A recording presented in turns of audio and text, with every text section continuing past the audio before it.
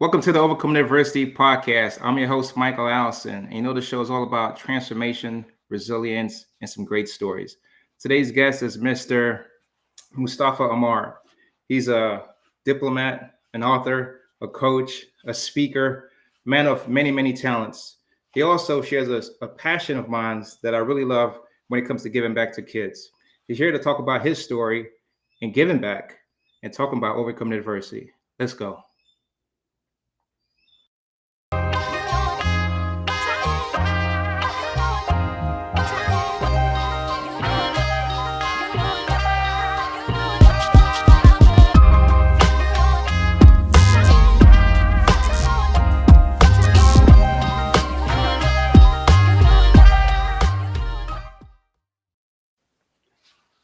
Mustafa, welcome to the Overcome University podcast, man. It's an honor of mine to have you here, brother.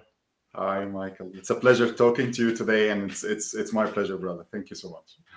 Man, let's get into it, man. So we were talking backstage, and you have a career that many would only dream of having. And I'm talking to you from Italy right now, man. So I was just telling you that I was just there, one of the most amazing countries or that I've been to and experienced. And we want to just hop into this, man. Tell us a little bit of how you got into being a diplomat, an investment banker, you're an author, a speaker, a coach, and also was a pharmacist. So let's hop into it, man. Tell us a little bit about your story and your background and how you got to this level of success where you're at now, man. Thanks, Michael. Thank you so much. So, yeah, I mean, it always starts when we are kids, turning to teenagers, and we always dream about, being different things in life and change, and because we really don't know what we want to do. It's really hard to be born wanted, and really knowing what you really want to do. So I recall when I was 6, 7 years old, my parents and family members were always asking me that question, what you want to be when you grow up? And always my answer was 5, 6 things. I say, football player, diplomat, astronaut. Always the answer wasn't what I was looking for, and it's always you have to pick one. You have to choose one. Somehow in my teenager, time, I had to pick one. The easiest answer for me that time is just to pick the one I'm most passionate about. And when I was 16, I was very passionate about chemistry. And I thought, okay, maybe this is the short-term answer for me. Choose chemistry, enjoy studying chemistry for some time. And I found in pharmacy that it has almost all types of chemistry. And this is something I really wanted to do. I wasn't sure whether I want to be a pharmacist for, a lifetime or not. But the answer for me was enough for 5 years to study, and let's see. I studied pharmacy and chemistry for 5 years. But the moment I graduated, I was, this is not for me. No. A bit crazy. But I enjoyed so much studying chemistry. It was a passion inside me. And I didn't have a clue why I was doing this, but I enjoyed it. It was a bit tough, actually too much tough, but somehow I enjoyed that. The moment I graduated, I was sure that I had to dig deeper inside myself again and find another dream that I had in the past and try to find it. So I recall my first job interview, and my boss at that time was asking me the question, that famous question, 5 years from now, where do you want to see yourself? Right. A diplomat. And it's like, luckily he didn't hear me, but I had an ex-colleague of me push me and said, no, don't mention it. But that was really, I dig deeper. I found diplomacy, and I thought, okay, I might need to spend some time on understanding that passion and be sure that this is for me, because I have to fight for it. Right. I didn't want to commit myself a few years to a dream and then not doing anything. So I took almost a year and a half, reflecting, deciding that, okay, whether this is something I want to do or not. And the answer was, yeah, I really want to do it. Was a bit hard because it's a national competition back in my home country, Egypt. It's a national competition that, they announce it once every 2 years, sometimes every year. and almost 1,800 to 2,200 people apply. Wow. So at the end, he gets 20 or 30. So it was almost impossible dream for me to achieve. I had people around me who were saying, "Oh, you're wasting your time. You cannot do it," and was a bit hard. But then also the reflection that I made earlier made me very determined to achieve that dream. So and do whatever it takes to achieve that dream. Luckily enough, after 3 years and a half of working as a pharmacist, I managed to get to on the other side. I became a diplomat. My life changed because I started traveling. I used to travel when I was a kid with my parents, so I started back again that dream of traveling again. Right. So, I work in Africa in Malawi. I also work at the UN in New York, and I also work in China. So 10 years of career progression. In China, I reached the peak of my career, and somehow I didn't find, somewhere beyond the ceiling. So I found a ceiling and I couldn't get through that. So while plateauing in that top on the summit of my career, I decided to find a new passion. So Let me ask you this, Mustafa, because you just said something that I really want to unpack before we move on to the next career. Going through that career transition, and you just said that you had to go through a gauntlet of competing with close to 3,000 people. That's no small feat. And it sounds like it was insurmountable because people were saying that you're not even going to make it. Why are you even trying that side of type of thing, right? And I think the question I'm about to ask lends towards your career now as like speaking, coaching, and consulting. What type of mindset, what kind of ambition, where did that come from, that drive come from to even step into such a bold position and hold that for over 10 years, man? Where did that come from? So I like to call it's a triangle of mindset.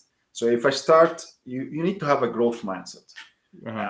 That's the first step. And the growth mindset was there because I saw my life where it will be if I just continue my life in pharmacy. So I saw 10 years, 15 years, 20 years from now. I saw my boss at that time. I saw other people who were, 5 years, 10 years ahead of me in my career. And I said to myself, I don't want to be there. And I saw how they were thinking, and I saw the fixed mindset. So that growth mindset helped me to, okay, where next you can find yourself, where you're always growing, always learning, always investing in yourself. And the answer was in diplomacy. So that was the first type of mindset. The second was resilience mindset. I had to be resilient because people will hit you, will attack you every single day. It was really hard, really hard. And for somebody like me, I'm a pharmacist. I almost knew nothing about diplomacy. And I'm competing with hundreds of people who their backgrounds is in diplomacy, Correct. whether their studies or expertise or so. It's so hard. So unless you are resilient, is a bit different. The third is being open-minded to receive feedback, because also I wanted to make sure that I'm on the right track. So I also wanted to hear the feedback, whether external from people around me or whether internal. And that happened somewhere in the middle because I failed. I went, through the whole process and I failed in the written exam. And then you find those attacks coming harsher than ever. And people said, we told you, we wouldn't do it. So I had to listen to the feedback. Okay, there is something wrong with me. Are those people right? Am I wrong? What's wrong here? And I tried to listen to the feedback, and I went back to myself. Internal feedback was very powerful, that this is my dream and I have to achieve it. And maybe I could give myself another chance, wait for the next exam, and do it. So it's a bit of different things together. It's a bit of mix. So before we move on to the next career too, then I want to touch on one more thing. You mentioned that as a kid, you grew up in Egypt, and you were traveling with your parents. So I imagine that you must have seen a lot, learned a lot, that create a whole different life or a different set of exposure to you. And I'm asking you that question as when you talk about fixed mindset and growth Yeah. mindset, I think about that for my kids. So like me and my wife, we exposed our kids to a lot of things that when they were young and let them travel. So they were Exactly. much more open-minded to a lot of things when it came to their food, their friends, Exactly. different transitions in life. They're much more open to it. Can you talk a Exactly. little bit about you growing up and then being with your parents? And it seems like you guys traveled a good bit, so you was exposed to some stuff, and how that prepared you in propelling your career. Yeah, yeah, it's really important, as you say, raising kids on to be open minded, to understand more about other cultures, to enjoy traveling and learn from different cultures is really crucial. In my case, I was lucky that I was born while my dad was starting a career of traveling. He was working in the government and started traveling. So we traveled to different countries, whether in the Middle East and beyond. So I would say I never grew up in Egypt. I grew up traveling with my parents. There are Gotcha. always pros and cons of traveling a lot because on one side you don't have friends, you don't have lifetime friends because right you keep going to True. different right. But True. then on one side, which I love, you get exposed to different cultures. You get you start learning different languages and how to behave in one culture. And so I really enjoy that much. And somehow that's when I was 10 years old, I saw also a diplomat, an ambassador. I didn't understand anything about being a diplomat, but I saw the guy and I saw how he was speaking and I saw how he's acting. And I thought, wow, I want to be like that guy. When I asked what this guy is doing, and they say he's an ambassador. What an ambassador is doing? And okay, I didn't know much, but then somehow that was instilled in my, in the back mind, in my subconscious. And when I was okay, the time came. I think I was ready. I wanted to live that life. I wanted to be that like guy. I see. So he was always inside me. So yeah, traveling opens your horizons. Somehow you don't want to be in the same place all the time, and it keeps, it evolve you. You keep evolving all the time. Wow. So you mentioned that you were a pharmacist, diplomat. What was the next careers and what were some of the transitions that you had? And throughout that process, did you experience any like heartaches or pains or transition? Because now you're moving from different careers and learning different skills and things like that. Was it a smooth transition going into the next level, or did you experience any adversities? So, I think every transition is hard in itself, and it's a whole new experience. I'm also transitioning now again, so I'm suffering again through this. But again, you get better at every time you pivot or you transition. So definitely the first time was the hardest. Hmm. And then when I was transitioning to banking, um, you start receiving some messages, and when you build that open mindset, and those signs or messages are coming to you to tell you, okay, maybe you explore that path. If I'm closed-minded or don't see that path, it will never, you're right, it will never come to me. But I learned how to have that open mindset and then explore. Also, a sign for me when the message keep coming to you more than once, for me it's a sign. So if one person come to you and they say, oh, why don't you work in that place, and he doesn't know that I'm thinking about it, for example, and then a week later another person say the same thing, he doesn't know the first one, for me that's a sign. Mm. Right, if three people I come, see the same thing too whenever I think about some stuff, man. I like that. right, and this also is something I learn along the way, learn how to read the signs. Mm. And I like to also coach my clients how to read the signs, because okay, you don't need to bother with the signs, you do the work, but then signs are coming along the way to help you to explore and find your life purpose or your passions, right? um, so I read the signs and then I explored that path and I ended up there. Again, it's very challenging because I'm moving from a diplomacy background, government backgrounds, to investment background. Mhm. And as somebody who was a pharmacist, in the past, I don't have financial background. I don't have investment background. But one thing was very instrumental in my decision is like, okay, I did it in the past. I can do it again. So that's always when you anchor a previous success in the past and say, okay, I did that in the past. Why not? I can do it again. And that was what motivated me. Is like, okay, it's very hard. I have to prove myself in that bank. I have to show results, and that bank for me was once in a lifetime opportunity. It's very similar to the World Bank 75 years ago. Okay. It's the Asian Infrastructure Investment Bank. It was launched in China back in 2016.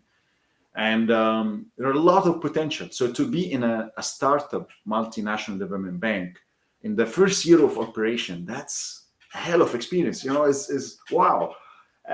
So I wanted to be part of that history. If destiny allows me to be part of that, why not? Right. Again, was very challenging, but then you have to learn how to run very fast to go at least with the same pace of other bankers, or who have banking background. But you grow a lot by learning every single day. I'm not saying I don't know how to do this. Like, as a good diplomats learn not to saying no for any task. You really have to find a way to. I'm sure the same in military as well. Like you Yes. really in the army, no way you can say no. No. We figure it out, man. Exactly. I want to touch on something because getting into investing in banking, Yes. it's a big task, and you said yes. So I want you to talk a little bit about how do you balance and how do you deal with fear, if there's any, and then how do you handle just managing that when it comes to risk, because Yeah. that's a fine line that you got to balance there. Can you talk a little bit about that, man, for a business owner? Oh, sure. I mean, fear is always there. It's part of us, right? But I would, and I learned this earlier in my life, I would rather fear how my life will end up not trying to pursue my dreams. Yeah. So when I was a pharmacist, I was afraid, of course. It's like, okay, almost zero chance to get to your dream, almost. But at the same time, what if I didn't try at all and I just stay wherever I am? How much regret I would have. And that was the fear, that I had. That was the biggest fear. I had other fears, of course. I had my own insecurities. I grew up as a very introverted, shy kid, traveling with my parents, not having close friends, So I had my own fears. But then also, some of the best lessons I learned early in my life is that you cannot get to wherever you want or whatever you want unless you work hard on that. That's so right. I knew that only hard work is the thing for me. So okay, work hard, do your best, and let's see. On the other side, risk. Yeah, risk is a thing. But then also thinking is in the same way. Thinking that if I just stay not doing anything, I'm risking my dreams. And for me, my dreams is everything. Right.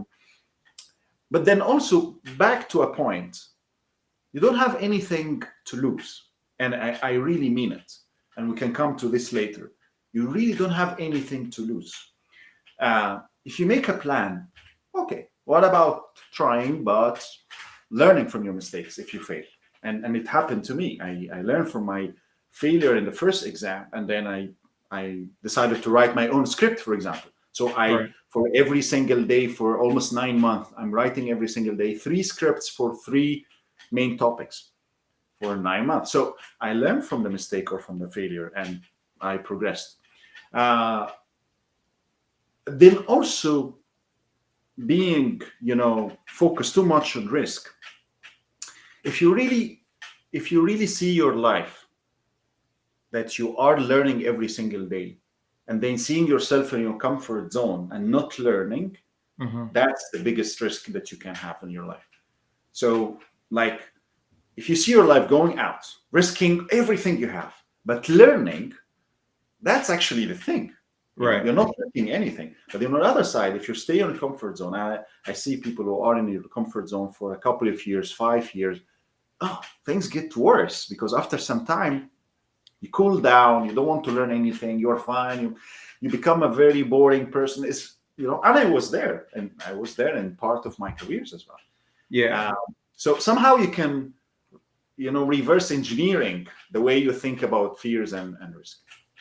I think stagnant brings you to complacency, and I also believe that not taking a risk is a risk in itself. 100%. 100%. So now you're into these multi different companies, and you have this wealth of experience.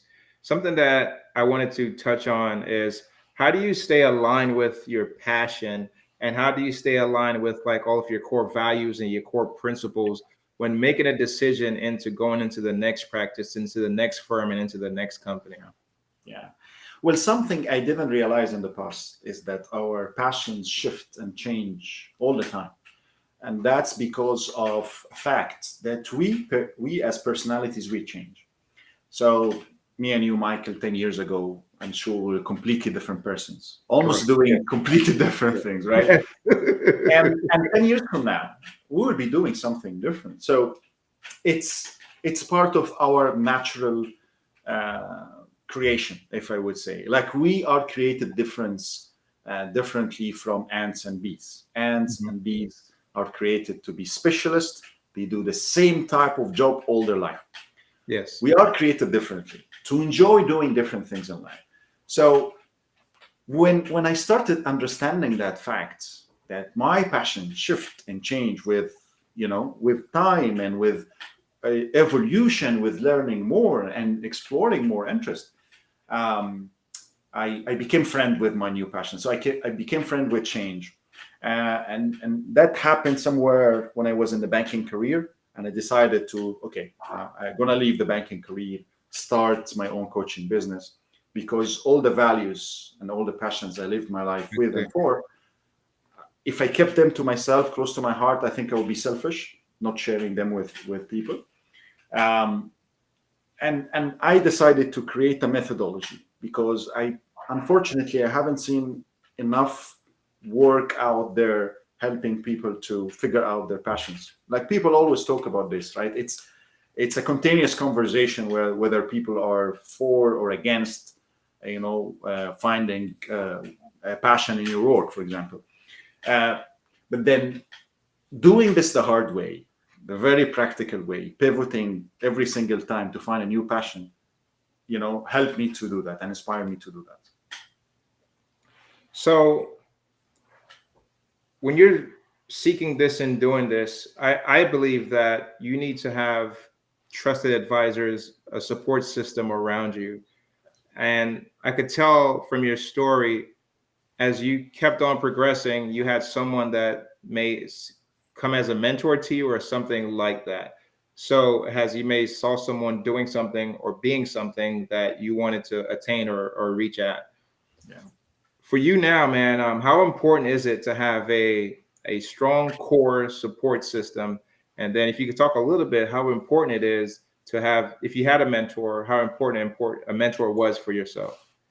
Sure. It's essential. It's something I started realizing a few years ago, that every successful person need mentors. Not only one mentor, need mentors in every single aspect of career or life you want to explore, you want to grow.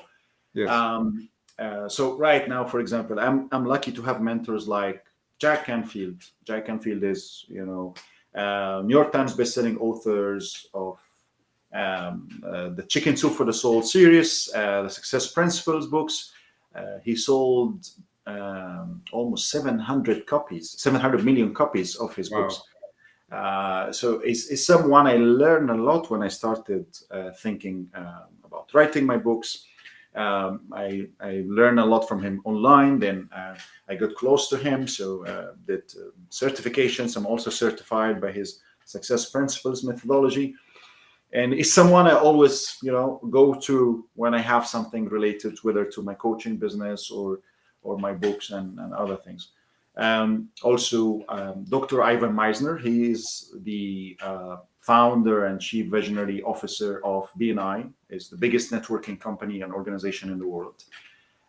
So that organizations almost bring billions of dollars of referrals to businesses every year. Yes. It's someone I'm learning a lot in terms of communication, building networks, expanding my network wherever I go. Also, I like to mention Jeffrey Berwin. He's my story telling mentor. So it's somebody we craft stories together. When I have a speech or I go on a stage, I always talk together. It's somebody always helping me to craft my message. And there are several other examples. So it's something I learned also from those people. They have their own mentors. For me, it was like, wow, why do you need a mentor? Right? They always want to grow and evolve and learn more and more and more. So it's something I'm trying to apply in my life. Absolutely, man. I love the fact of having a mentor, a coach, and accountability partner. I have all those in my life, man. Those are the people that have actually helped me when I was going through my different types of adversities. And when I decided to make a change in my life, I decided to employ these people and says, hey, I'm trying to get to this next level. And they all agreed to help me do that, man. So absolutely, it is significant and important. So speaking of books, and you've written one yourself, can you tell us a little bit about your latest book, man? Sure. So my book, Time to Move On, was somehow the hard way, learning the hard way how to bust some of those career myths that I'm talking about in the book. Because somehow I grew up, as I was telling in my story with my parents and family members, I grew up learning that the only way to succeed in life is to stick to one specialization and spend all your life in that one. But somehow learning after a few transitions in my life that no, there is another way actually to succeed in life. I call it being a career shapeshifter, somebody who is able to shift her career or his career many different ways, following your passion shift or change all the time. And I give a lot of examples on the comparison between a specialist or a shapeshifter, especially in the age of AI and technological advancement. If somebody who is specialist in one tiny specialization, his or her job goes extinct or disappear just because of AI, right? What would you do? Right.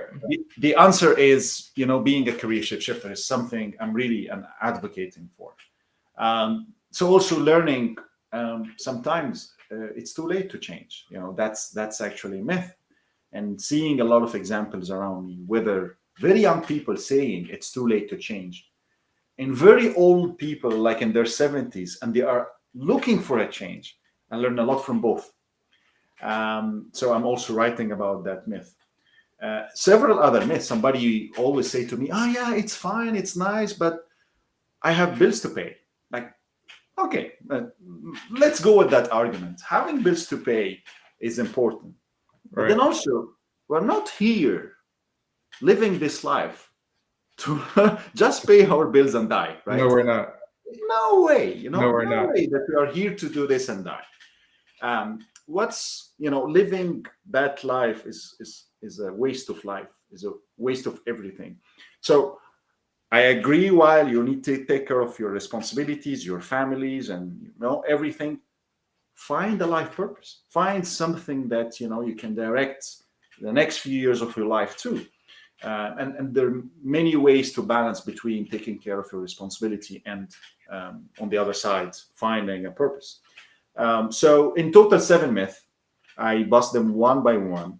And then I found through the feedback of talking to a lot of people, if we have this conversation earlier, I think it helps people to bust some of those myths. And then they started going full speed in their career. They started asking the right questions. Yes. Instead of, no, I cannot do this because I'm afraid, they would say, okay, how can I do it? And then the how can come after that. So you mentioned that for you, when you got to the level where you're at, something that I really like, zone of genius. Yeah. And if you can expound on that a little bit for our audience and tell them what is your zone of genius. Yes, sure. It's something I realized in when I went back to every single pivot in my life, and I saw where I was enjoying the most Yes. in that part. I found out that I was in different zones of geniuses in different careers. And you can repeat that all the time if you just follow those rules. So let's imagine that we are together driving a car, maybe from Miami all the way to San Francisco, for example. Okay. So it's a bit of long journey, That's a long ride. right? It's a few days, for example, and we need to prepare for that journey, right? Right. So driving that car together, I assume we need three essential elements. The first one, we need enough gas. Okay. True. Don't have enough gas, we run out of gas somewhere in the middle, and that's it, right? Okay. The second, we need a GPS with us. So where exactly in San Francisco, we want to head, a final, address that we want to put there. So that GPS tracker will help us to get along the way. And the third, there's no benefit of having a GPS unless you have that final address to put it down there and use it, right? That's the destination. So let's apply this on our life, on our careers. Enough gas means enough passion for whatever you're doing. A GPS is your values. And a final destination is an ideal lifestyle. Like somewhere, if I live that ideal lifestyle, wow, I don't want anything else in this life, right? Whatever in that ideal lifestyle, for example, if having as much money as I want, financial freedom will be a thing, an entrepreneur running different business, whatever it is, running a charity, having a cause to support. So if we imagine that those are three circles, they will definitely intersect somewhere in the middle.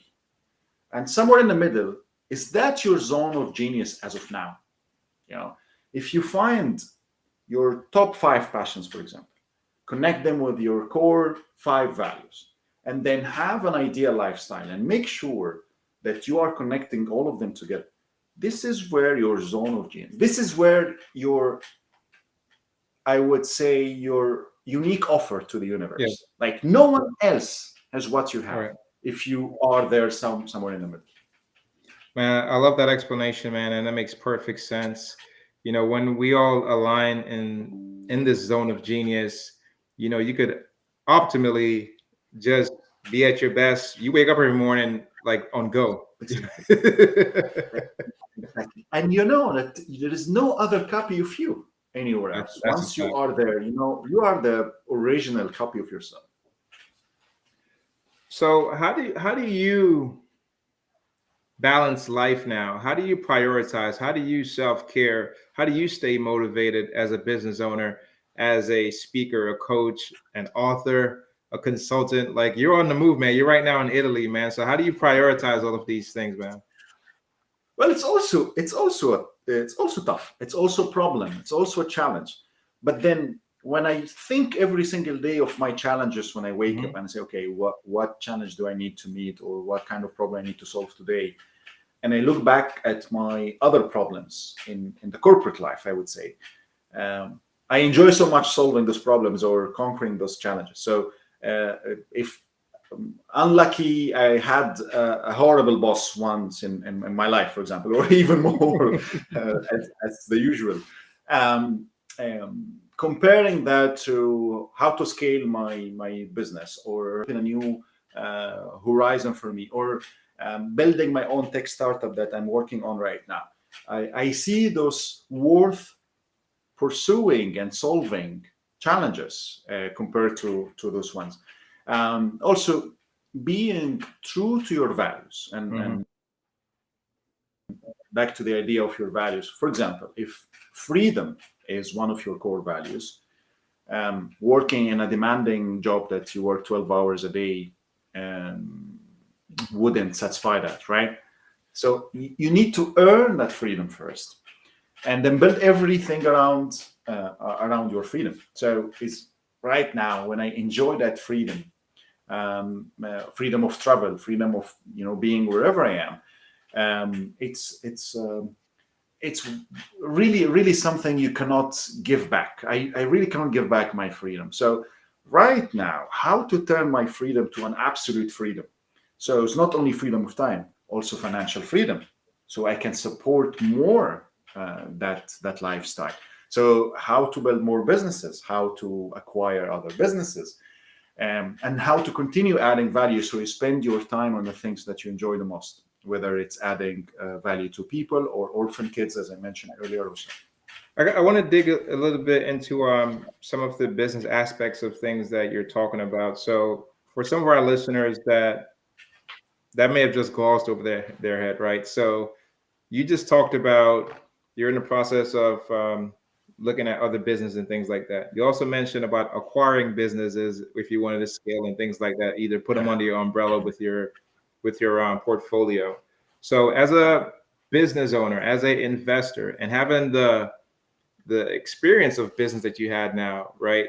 How do you look at the business playing field right now for someone that's maybe looking share with our audience what's your perspective and what's your outlook when looking at business right now in this day and age of technology, AI, you know, the economy and all of these different things that could impact business. Can you just give like your overview of what you think about business right now, man? Sure, sure. It's an evolution of the way I used to think and how I'm thinking right now. So in general, we grew up learning if you want to build a business, or if you want to have a business, the best way is to start a business. That's fine, but when you're starting a startup from scratch, it's a hell of you're managing different things. So in my coaching business, that was a cool experience because I'm building on my strength. Then I had to learn a lot about other things, including sales and marketing. I had to learn how to develop my website and several other skills. That's fine, but if you continue doing this in the same way, it's not really efficient. Learning recently, there is another interesting way. Even if you want to start your business, how about going out and acquiring an existing business? And I think on average, every single day in the US, there are 10,000 businesses are out there ready for sales. How about going out and finding a business that can suit what you're doing? Let's say, for example, if you want to start a coaching business, so okay, you have your own idea. Go out there and find a coaching business that is doing something similar to what you're doing. They almost have the same type of clients that you really want to address, and there is a revenue there, and you don't need to start everything from scratch. And then get that company. There are many different ways to finance that business or that deal, including seller finance and many other ways. So how about going out there and acquiring that business and getting it under you, and then leveraging whether the systems, whether the teams, whether the technology, everything, and then apply your ideas there. That's much less risky than starting something on your own, right? So it's something also I'm exploring now because I have my coaching business, it's up and running. And at the same time, I wanted to create my own tech startup that can help much more than what I'm serving now from dozens to hundreds. But how about doing that for millions?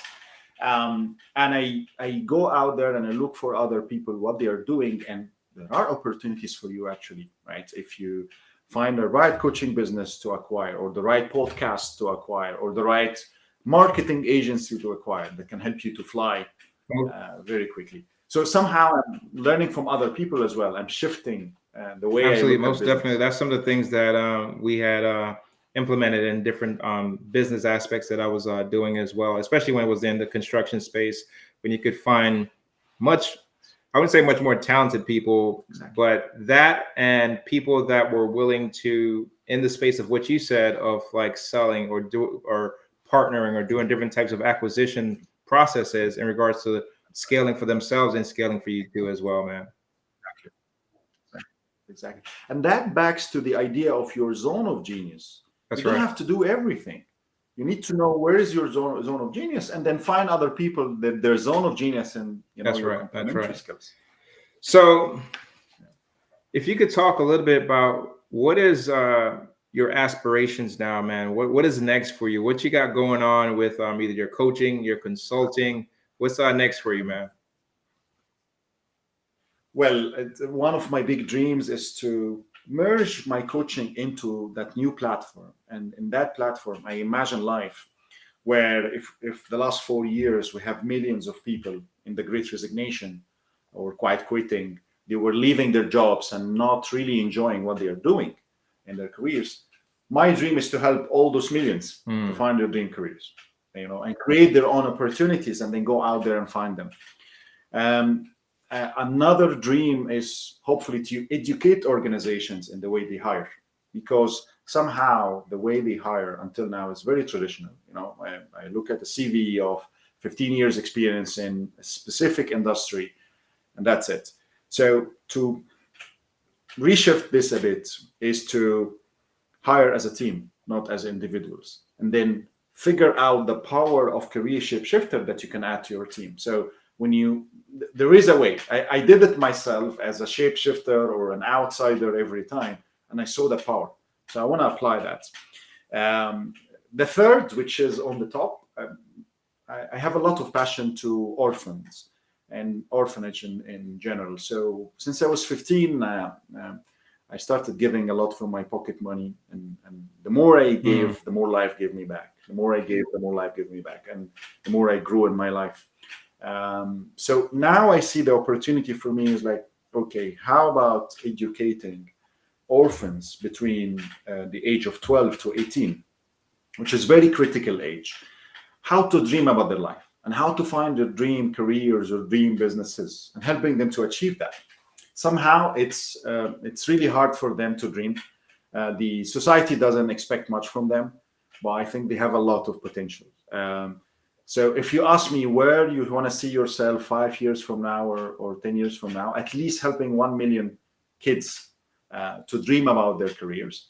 And that's why, for example, $1 from every copy sold of Time to Move On is dedicated to that dream.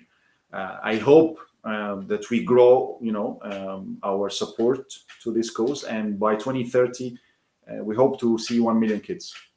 Absolutely, man. Thank you for sharing that. I actually would like to talk with you a little bit about the topic when it comes to employment. I'm getting ready to do a TED talk in January, and it's going to be around employment when it comes to the veteran community. And I think that's a space where I see a lot going on in the veteran community now. As a veteran myself, when we get out of the service, we're left to circumstances that are not ideal for most that come out with no idea when it comes to that transition. So, and that leads to not finding the right home, that leads to your suicides, your homelessness, and all those of these different situations that you find a lot of veterans in. And in my opinion, I feel like if veterans get out there and defend this country, fight for this country, we should be set up in better positions whenever we transition. I agree. Thanks, mate. Yeah, I'm open all the time. Thanks so much. Thank you, man. So before we get out of here, man, what are some key takeaways? What are some life lessons from your entire life experience, man? You have a wealth of knowledge, wealth of experience that our listeners could take away from you, man. Thanks, Michael. I would close up with the first point I mentioned earlier is you don't have anything to lose. And it's very, very crucial when you are exploring a new, challenge, a new experience, and taking a bit of risk. You don't really have anything to lose. You are losing when you are not moving, when you are not growing, when you are not learning. That's number one. Having said that, you also don't have anything to prove to anybody. And, right. and I think that reduces a lot of, pressure on you, because when you have always people around you, questioning what you're doing, looking at you this way, you don't have anything to prove to anybody, because once you're clear about this point, you remove a lot of pressure and you focus on what really matters to you. And what really matters to you is different from what matters to the rest. If what matters to you for example, in a career is that, okay, I was in this career for 5 years.